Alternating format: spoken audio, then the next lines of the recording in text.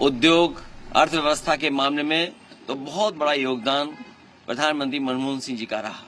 मनमोहन सिंह जी ने जीवन भर एक साधारण परिवार से निकल करके देश की सबसे ऊंचाई तक पहुंचे। दुखी हैं, दुखद हैं।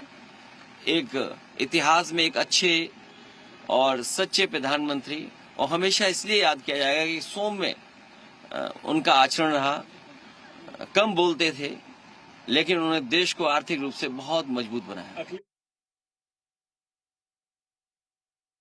हमारे प्राइम मिनिस्टर जनाब मनमोहन सिंह साहब के इंतकाल पर अपनी जानिब से, अपनी पार्टी की जानिब से उनके अफराद ख़ानदान को ताज़ियत पेश करता हूँ। और ये बात सच्चाई पर मुबनी है कि मनमोहन सिंह साहब एक पार्टीशन के रिफ्यूजी थे और उसके बाद उन्होंने अपनी ज़ाती मेहनत और ईमानदारी से वो तरक्की करते गए।